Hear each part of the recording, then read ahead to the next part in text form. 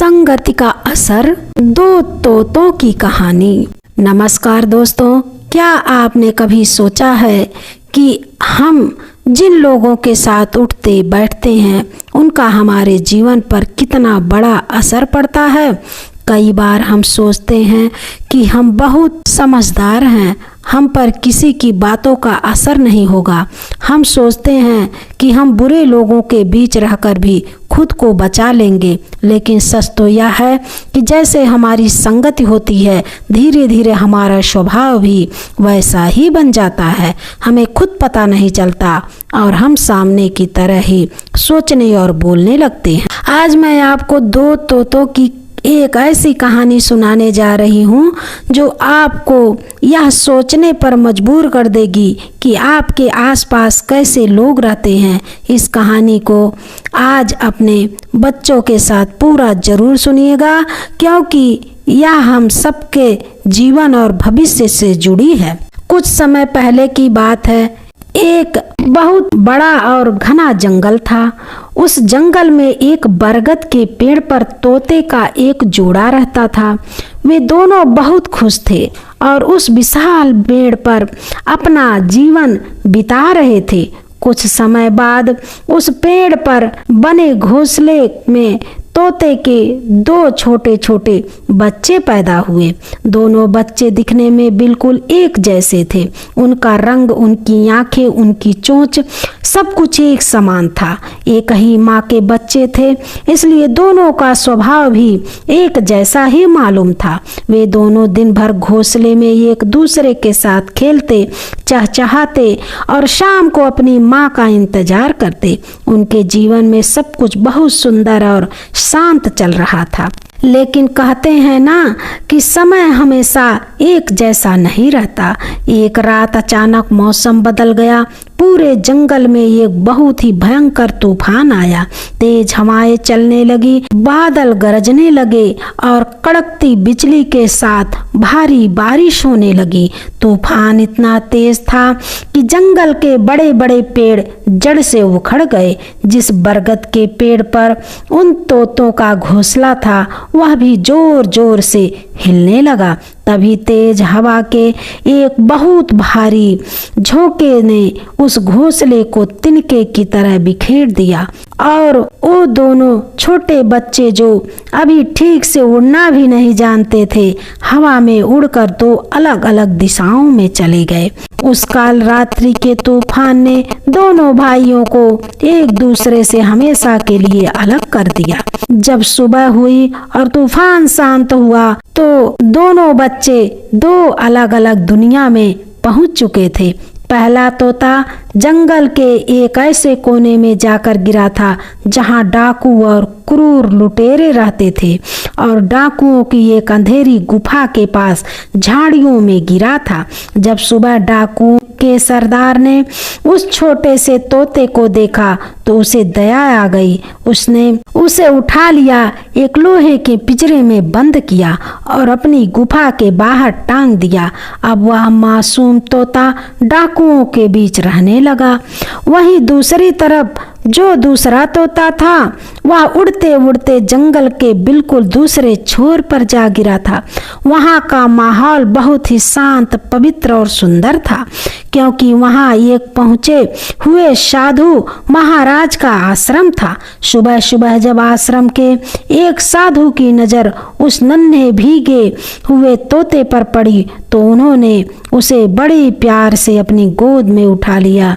उसे सूती कपड़े से पोंछा, खाने के लिए दाने दिए, पीने के लिए शीतल जल दिया और आश्रम के आंगन में एक सुंदर लकड़ी के पिंजरे में रख लिया। अब दोनों भाई अलग अलग माहौल में बड़े होने लगे।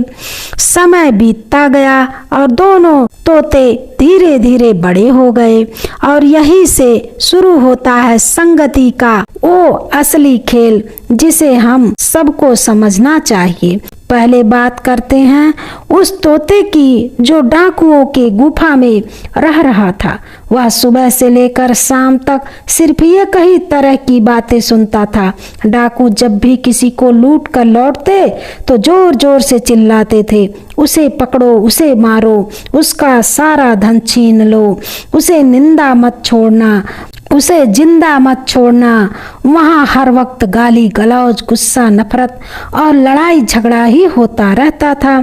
अब वह छोटा तोता जो कुछ भी सुनता, उसका बाल मन और उसका दिमाग उसी को सच मानकर सीखने लगा। धीरे धीरे उसने भी डाकुओं की तरह ही कड़वा और हिंसक बोलना शुरू कर दिया। उसकी आवाज की मिठास और मासूमियत पूरी तरह से खत्म हो गई। अब हालात यह हो गई थी कि जब भी कोई अनजाना व्यक्ति उस गुफा के पास से गुजरता, वह तोता पिंजरे में फड़फड़ाने लगता और डाकुओं की तरह जोर जोर से चिल्लाने लगता था, पकड़ो, मारो, लूटो, इसे जाने मत देना।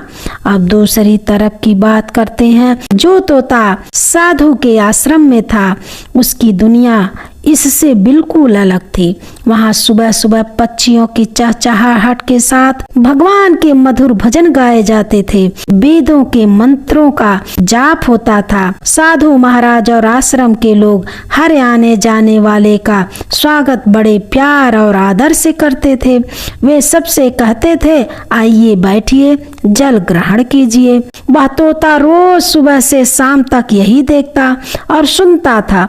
धीरे धीरे उसने भी वही मिठास और संस्कारी भाषा सीख ली। जब भी आश्रम में कोई नया मेहमान या यात्री आता तो वह तोता खुशी से चहचहाता और बड़े आदर से इंसानों की आवाज में कहता, राम राम जी, आपका स्वागत है, अंदर आइए, आसन ग्रहण कीजिए, प्रभु की कृपा आप पर बनी रहे। उसकी आवाज इतनी मीठी थी कि जो भी उसे सुनता उसका मन शांत हो जाता था। एक दिन की बात है, उस देश का राजा अपने सैनिकों के साथ शिकार करने के लिए उसी जंगल में आया। शिकार का पीछा करते करते राजा अपने सैनिकों से अलग हो गया और घने जंगल में रास्ता भटक गया। दोपहर का समय था, धूप बहुत तेज थी और राजा बहुत थक चुका था। उसे जोर की प्यास भी लगी थी। घोड़े पर बैठे बैठे चलते हुए राजा अचानक उसी डाकुओं की गुफा के पास पहुंच गया। राजा को नहीं पता था कि यह डाकुओं का इलाका है। उसने गुफा के बाहर एक बड़ा पेड़ देखा और सोचा कि क्यों ना इस पेड़ की छांव में थोड़ी देर रुककर आराम कर लिया जाए। जैसे ही राजा अपने घोड़े से उतरा, पेड़ पर टंगे पिंजरे में बैठे डाकुओं के तोते ने राजा को देख लिया।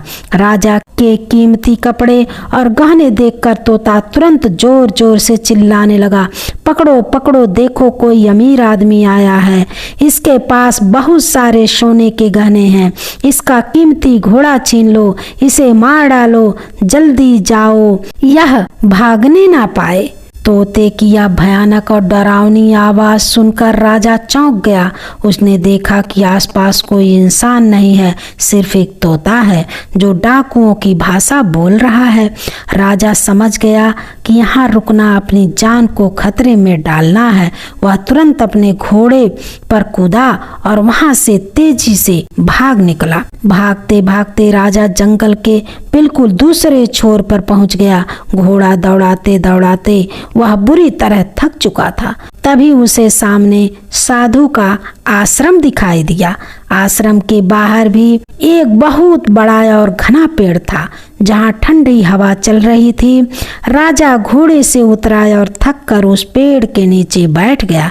तभी पेड़ के ऊपर से एक बहुत ही मीठी और शांत आवाज आई, राम राम राजन, आपका इस पवित्र आश्रम में हार्दिक स्वागत है। आप बहुत थके हुए और प्यासे लग रहे हैं, कृपया आश्रम के अंदर आइए, यहाँ घड़े का शीतल जल पीजिए और कुछ देर विश्राम कीजिए। हमारे गुरुदेव भी बस कुछ ही देर में आते होंगे। तोते की इतनी मधुर और आदर से भरी बातें सुनकर राजा की सारी थकान जैसे पल भर में गायब हो गई। लेकिन साथ ही राजा गहरे आश्चर्य में पड़ गया। वह सोचने लगा कि अभी कुछ देर पहले जंगल के दूसरे कोने में मुझे एक तोता मिला था जो मेरी जान लेना चाहता था, और एक यह तोता है जो मुझे इतना सम्मान दे रहा है, जबकि दोनों का रंग रूप, दोनों की शक्ल बिल्कुल एक जैसी है। यह कैसा रहस्य है। इतने में आश्रम के मुख्य साधु महाराज अपनी कुटिया से बाहर आए। राजा ने खड़े होकर उन्हें आदर पूर्वक प्रणाम किया। साधु महाराज ने राजा को बैठने के लिए आसन दिया और पानी पिलाया। राजा ने कहा, ऋषिवर, मैं आज एक बहुत बड़ी दुविधा में हूँ। मैंने इस जंगल में 2 तोते देखे। दोनों दिखने में बिल्कुल एक जैसे हैं, जुड़वा लगते हैं, लेकिन दोनों के स्वभाव में जमीन आसमान का अंतर है। एक मुझे मरवाने और लूटने की बात कर रहा था और दूसरा मेरा ऐसा स्वागत कर रहा है जैसे मैं कोई भगवान हूँ। ऐसा क्यों? क्या यह कोई जादू है? साधु महाराज मुस्कुराए और बड़े शांत स्वर में बोले, हे राजन, यह कोई जादू या चमत्कार नहीं है। यह सिर्फ और सिर्फ संगति का असर है। आप जिस 2 तोतों की बात कर रहे हैं वे दोनों सगे भाई हैं। बचपन में एक भयंकर तूफान के कारण वे दोनों एक दूसरे से अलग हो गए थे। साधु महाराज ने आगे समझाया, उनमें से एक तोता डाकुओं के साथ रहा, इसलिए वह दिन रात वैसी ही बातें सुनता था और वह उनकी तरह गाली गलौज, नफरत और लूट पाट की भाषा सीख गया। और यह दूसरा तोता मेरे आश्रम में रहा। यहाँ इसने संतों की संगत की, रोज भजन और अच्छी बातें सुनी, इसलिए यह संतों की तरह मीठी और आदर की भाषा सीख गया। राजन, सच तो यह है कि इंसान हो या पक्षी, वह जैसा माहौल पाता है, जैसी संगत में रहता है, वैसा ही बन जाता है। तो मेरे प्यारे दोस्तों, साधु महाराज की इस बात में जीवन का एक बहुत बड़ा सत्य छुपा है। हमारे जीवन में भी संगति का बहुत बड़ा महत्व होता है। कई बार हम सोचते हैं कि हमारे जो दोस्त गलत आदतें रखते हैं या जो हर वक्त नकारात्मक बातें करते हैं, उनका असर हम पर नहीं पड़ेगा। हम सोचते हैं कि हम तो समझदार हैं, लेकिन यह हमारी सबसे बड़ी भूल है। जैसे काले कोयले के पास बैठने पर थोड़े बहुत काले दाग लग ही जाते हैं, वैसे ही बुरी संगत का असर हमारे दिमाग पर धीरे धीरे होने लगता है। हमें पता भी नहीं चलता और हम भी वैसी ही भाषा और वैसी ही सोच अपनाने लगते हैं। अगर आप अपने जीवन में सफल होना चाहते हैं, खुश रहना चाहते हैं और आगे बढ़ना चाहते हैं, तो आज ही अपनी संगति को परखिए। अपने आसपास ऐसे लोगों को रखिए जो आपको आगे बढ़ने की प्रेरणा दें, जो अच्छी बातें करें। याद रखिए, आप जिन 5 लोगों के साथ अपना सबसे ज्यादा समय बिताते हैं, आप वैसे ही बन जाते हैं। अगर आपको आज की यह कहानी और यह सीख अच्छी लगी हो तो इस वीडियो को लाइक जरूर कीजिएगा। कमेंट में हमें लिखकर बताइए कि आपको इस कहानी से क्या सीखने को मिला। याद रखें, हमारी नई वीडियो हर मंगलवार और शनिवार ठीक दोपहर 12 बजे इसी चैनल पर आती है, तो हमसे जुड़ना ना भूलें। मिलते हैं अगला वीडियो में, तब तक के लिए नमस्कार।